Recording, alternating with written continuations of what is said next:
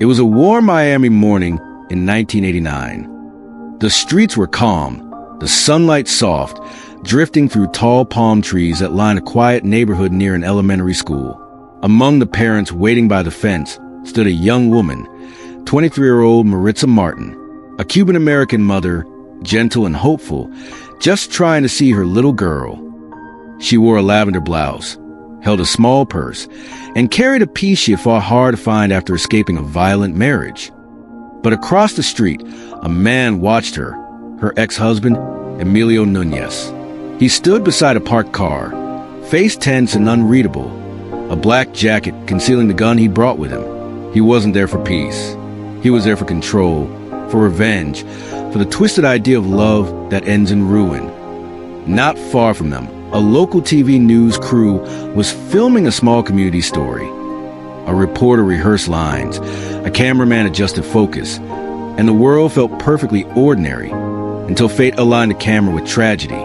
As the cameraman swept across the street, his lens caught Maritza standing by the school fence. Then, behind her, Emilio began to move. He crossed the street slowly, each step deliberate, the world narrowing to just the two of them. Maritza noticed him. Her smile faded. Their eyes met for a brief second. Then silence. Emilio reached into his jacket. A flash of metal. The echo of a gunshot shattered the morning air. Screams erupted. The camera jolted. People ran. The reporter ducked for cover. Chaos swallowing calm in an instant. The cameraman didn't stop filming. The footage kept rolling, shaking, raw, real. In that blur of movement and fear, Maritza fell to ground, her purse spilling open, papers floating in the wind. The noise faded into silence, the world frozen in disbelief. The news camera tilted sideways, still recording, capturing the aftermath of a life taken too soon. Moments later, the sound of police sirens filled the air. Red and blue lights flashed across shocked faces.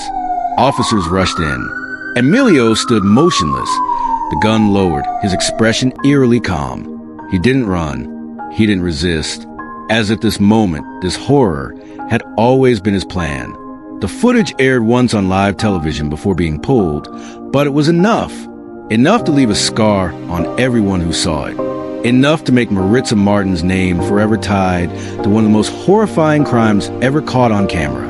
In the days that followed, people brought flowers and candles to the school fence where she had stood. Her photograph rested among the memorials, surrounded by prayers, soft tears, and the question everyone asked, how did no one see it coming? How does love turn to this? The city moved on, but her story stayed, a haunting reminder that some monsters don't hide in darkness.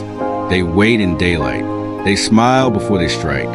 Maritza's death became a warning about obsession, control, and the silence that too often follows abuse. Emilio Nunez was sentenced to life in prison, but the memory of that day, the sound of gunfire, the shaking camera, the image of a mother who just wanted to see her child, still echoes more than 30 years later. Because evil doesn't always come with a mask or a shadow. Sometimes walks right up to you in broad daylight. They said she couldn't live without her daughter, and maybe she didn't. Some stories don't end with justice or peace, only silence. This was the final chapter of Maritza Martin, a mother's love, caught forever in one last, devastating moment.